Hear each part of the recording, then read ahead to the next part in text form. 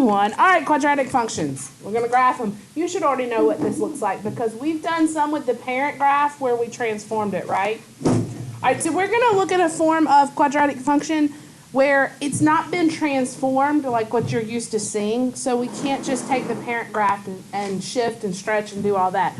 We're going to look at the standard form of a quadratic function, and it looks like this.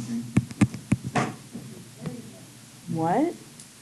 Sorry, this is a song that's in your head. That doesn't matter. No, it doesn't matter. Okay, this is standard form of a quadratic.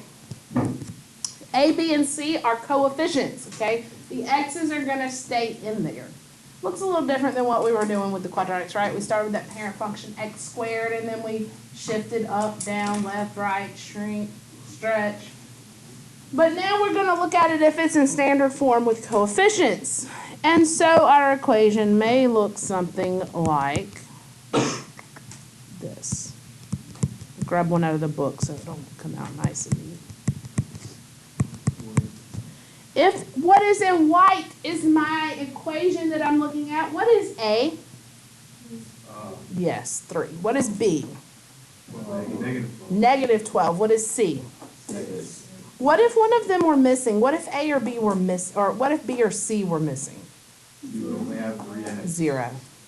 They would be 0. You need to keep that in mind because that's going to be important as we plug into some formulas I'm going to give you. So if they are missing, if B or C are missing, then they are 0. So I can still have, in standard form, something like 3x squared plus 6. If that's the case, what is A? 3. What is B? 0. And what is C? 6. If you're missing A, you don't have a quadratic anymore, right? Then you have a linear function. Does that make sense to everybody? How we find A, B, and C? Okay. So we know what it looks like already, right? We know, and we'll come back to this very same example to graph in just a second. But let's talk about some characteristics that we have when we graph quadratics because these are going to be so important. Tell me what it looks like when you graph it. Yeah, what's a quadratic look like when you graph it? Yeah, you do. A parabola. Quadratic means the biggest exponent is 2. It looks like a weird parabola. Should I write that on here? Yeah, write that. Make that a note. Okay. I'll just go to.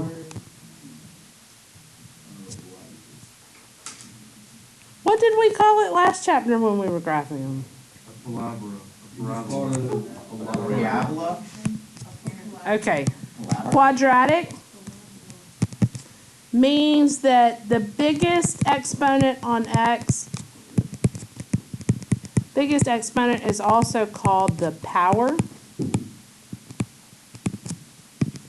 is 2. When I graph it, I get, come on little pen, when I graph it, I get a parabola. Why is it two? We classify polynomials based on their biggest exponent that's on x. So that's one of the ones that's like 3x to the 5th. And then keep going down the line. That's a 5th power. It's a quintic, actually. We don't get too much into that. We usually stop at the quartic, which is power 4. But we'll get all that when we get to polynomials. That was just to get you accustomed to what zeros look like, what the graph looks like, absolutes, relative minimums and maximums, and that kind of thing. All right. Everybody okay? All right. So think about a parabola. Yeah. This or this. Tell me what you know about a parabola. Line symmetry. Yes. There's a line of symmetry because every parabola is symmetric. It goes straight through the middle. I'm going to call this the axis of symmetry.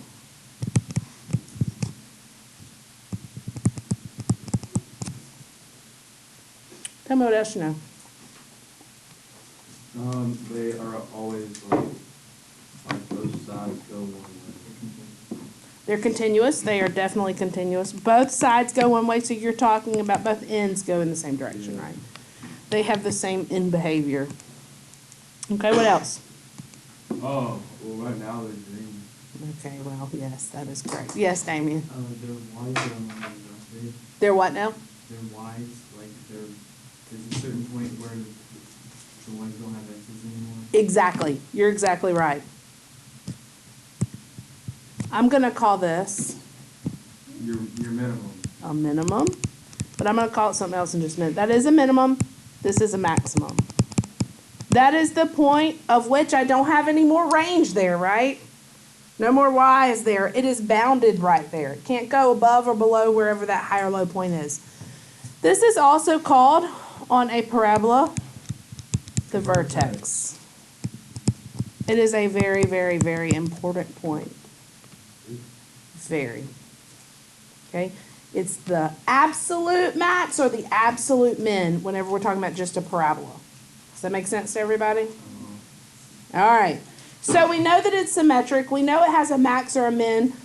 We know that max or min is absolute because both ends go the other direction. And we know that it is called a vertex. Is everybody okay with that? Good. So if I'm graphing, if I have this point, right? I've got the axis of symmetry. We all agree with that, right? The axis of symmetry goes through the vertex, right? Because that is the low point or that is the high point. If I also had this point, could you find the corresponding point? Yes. Yes. It's just reflected. No patty paper, just reflected. Okay, if I count over 2 to get to the middle, then I count over 2 to get to this point. Can we all reflect a point like that without patty paper? It's a necessity. Okay, it's not a necessity, guys. All right, let's talk about how we find these things whenever we graph them. Oh, by the way, let's talk about domain and range real quick, and then we'll move on. Let's say I've got this parabola. We really, really, really messed this up on the test. Let's say my vertex was 1, 2. My deadline was 5. I swear I don't. And this is my parabola, okay? We'll say that this was, I don't know, whatever this is. My domain here is all real numbers. So in interval notation, what would that look like? I would like negative infinity to infinity. Negative infinity. And your range is 2 brackets to infinity. My range is everything that y can be. Does everybody understand the domain there, negative infinity to infinity? Any place I go, left to right, if I'm over here, there's going to be a graph. It's going to be so far up, it's going to be way, way, way up. But there's going to be a piece of graph there for that value. Does that make sense? Anywhere I go on x, there is going to be a y that goes with it. Right? But if I look at the y's, and I look from the bottom up, there are no y's for any of this graph, right? There's nothing. There's nothing there. So the lowest the graph ever goes is what? 2. Does it include 2 or not? Yeah. Yeah. It includes 2. And then it goes up to what? Infinity. Infinity. Does that make sense? Were Okay, all Mom? the piecewise ones for the range versus the inequality? Not if they're connected. I took it if you did an inequality. But if they were connecting though. Like, not they weren't connecting, but like there was like 2 separate lines, but then one going between them that made sure. Right, there was, so still the that range was, it was like negative infinity up to like 5. Okay. All right. Yes, no, maybe so? I'm good. We're going to keep doing, we will pound domain and range for so long that you'll be able to do it in your sleep. All right, let's get to the graphing. I'm going to give you a little formula here. Let's go back to that very first equation that I gave you. 3x squared. And actually, let's write this correctly. Let's say f of x equals 3x squared minus 12x plus 6. Before we start, I'll give you a few little helpful hints as you look at this. The A out in front, okay, that's going to tell me if the graph opens up or down. If it's positive, it's going to be up. Think about like positive slope, negative slope. If it's positive, it's going to go up. If it's negative, it's going to go down. So I already know this is a happy parabola going up. What does the minus 12x do for anything? What does it what? Like, what does it do to the graph? It has to do with your shrinks and stretches as you go, but we're not going to look at it like that just yet. The 6 is not, that's the. But what would the 6 do? What, you're exactly right. Why, or how do you know that would be the y-intercept? It's not connected to the egg. How do you know? Yes. Because it's a vertical. It's a vertical shift. Yeah. Okay. How else would you know that that's the algebraically? Oh, it how doesn't much have you a know? variable connected to it. Okay, but how does that tell you that that's the y-intercept? Mx plus b. But that's not. Okay, it's not a line. It's not a b now. Now it's a c. I make it b. How would you know? How would you know? Think about this because you did this on your test with a line. Algebraically tell me. Come on, somebody can do Oh, you put this. 0 in for the x. Thank you. You put 0 in for the x. When you put 0 in for x and you solve for y, that gives you the y-intercept. When you put 0 in for y and you solve for x, that gives you the x-intercepts, right? Exactly. You put a 0 in for x, those are gone. The only thing that's left is 6. So that c on the end will always be your y-intercept. It's the new b. It's the new b, but it's c. All right. So we know that this is opening up and that the y-intercept is 6. What we can also look at is the value of that a. Bless you. As a gets bigger, okay, that's dealing with my horizontal stretch and shrink. So it's the opposite of what you think. So as a gets bigger in the front, that parabola starts to shrink in. And as a gets smaller, but not negative, because negative is going to flip it. As it gets smaller, it starts to widen up. Okay. Everything opposite because it's horizontal. Yes, Goldie. What did you say again if it's value and there's like happy or So A, this number in front, Better answer that. if it's positive, it goes up. If it's negative, it goes down. So that was negative 20. Correct. Other questions before we graph? That means positive or negative, yeah. It's okay. It's okay.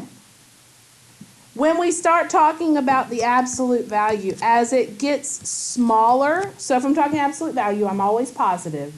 As that value gets smaller, my graph gets wider.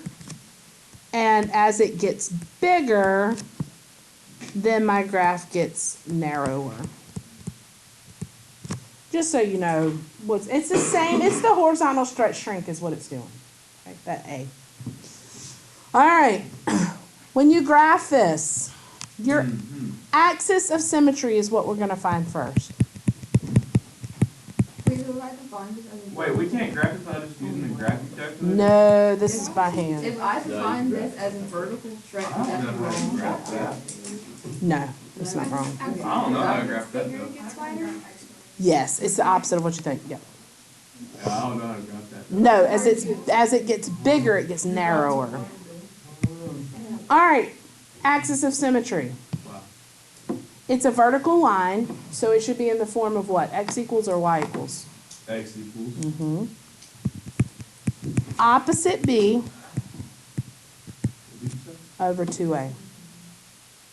Every single time that will give you your axis of symmetry. That will tell you where smack dab in the middle of your parabola. X equals negative C B. over 2Q. What? You're confusing me. Yeah. So can we like check it on the graph calculator? Yeah, sure. Just don't like do it. It's not going to be a no calculator test or anything like that, no. So we can do it All right, after. but you got to show your work for doing So this. it'd be 12 over. All right, so as I find this, you're exactly right. I'm going to do opposite B, so 12 over 2 times 3, which is 12 over 6, which is 2. Okay? Understand what this means. What I have found, 1, 2, This is my axis of symmetry. Straight down the middle of the parabola. I don't know anything else going on with it, but straight down the middle of the parabola, there it is. Now, what do I know about the axis of symmetry besides the fact that it divides it in half? Well, that's Why about else is it special? Because like, yeah. That's where the vertex is.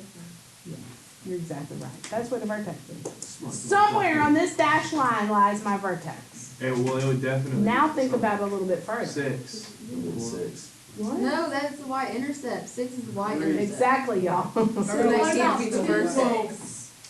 2, 6. That wouldn't be it because if this is the y-intercept and this is the vertex, they can't be at the same height. And your vertex Because would the be on vertex is going to be the highest 2, or 3. the lowest. Tell me what you can do. Think about this for just a second. You have the x part of it, correct? We know it's 2 Oh, plug it something. in. Exactly. We know it's 2 something. I just don't know the something. If I want to know the something and I have it in an equation, I can just plug it in to find, right?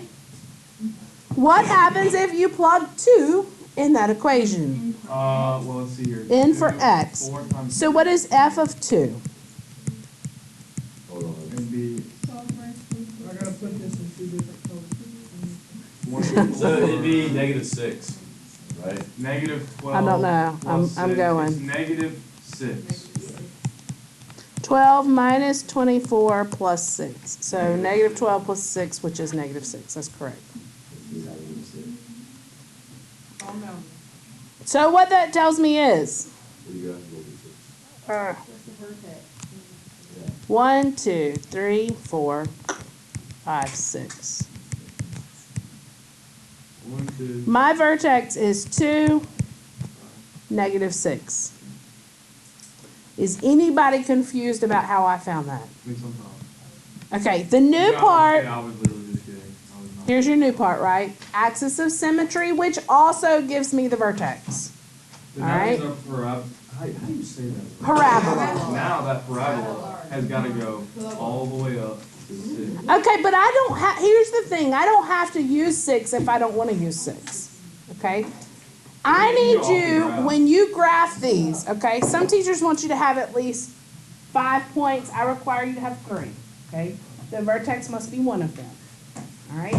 You need the vertex, I need you to have another point. If you want to use the y-intercept, fine. Sometimes the y-intercept does not lend itself well to use. If the vertex and the y-intercept are the same point, you can't use it, right? You've got to have another point. But here, if it was maybe negative 2, I might would use it. But 6 is kind of far up there. Not that it's wrong if you use it. So instead of doing that, I might come over here and say, well, I need another point. I don't want to go all the way up to 6. So maybe, let me see what happens if I plug in negative 1.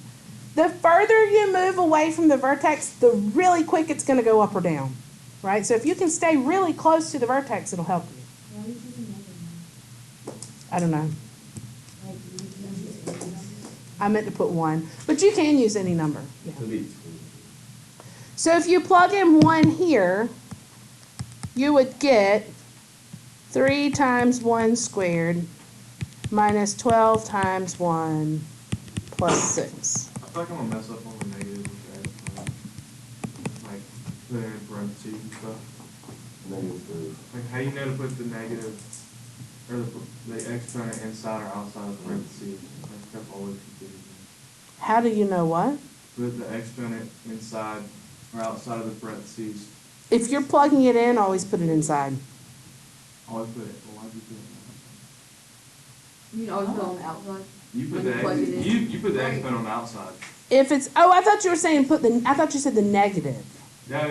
Because like if you put the exponent on the outside or inside, it changes if it's gonna be positive or negative. The exponent's always going to go on the outside of the parentheses. Okay. Always, every time. All right, 1, negative 3. 1, 2, 3. So you can choose a number? Sure. So Now, like, I could do 0? well, if you choose 0, you're doubling your work because it's already given to you. But you can. Yes, anything. If you want to choose negative 5, Yeah, that's way over there, and it's gonna be way high. You're gonna get a big, big, big number, but that's okay if that's what you choose to do. So, Move it over to do we 3. have to plug it in for, like, 3? So we just do 3. No, because now you can do my favorite part, Go over to 3 negative which 3. I call reflect and connect. Wait, what'd you just put That's up? good. How'd you Thank make you. that one? The one? That's the one. So Oh, you why? You could use either one of those. Look, you don't have to have both of them if you don't want them, but you could have used it, yeah. That's why I didn't use that one initially, because it was so far away from my vertex. That's why I picked this. Saying that was the 6. Yes, you could use either one. And I'm going to show you how it goes through both points, so it doesn't matter which one you use, okay? I was talking to Sawyer, and she said, like, you can do a T-chart with X and Y, and then do, like, 1, 2, 0, negative 1, negative 2. But that's for, like, 5 points. We can do it on our calculator. Yeah. But what do you do if you like? Cause like your third point would have to be the line.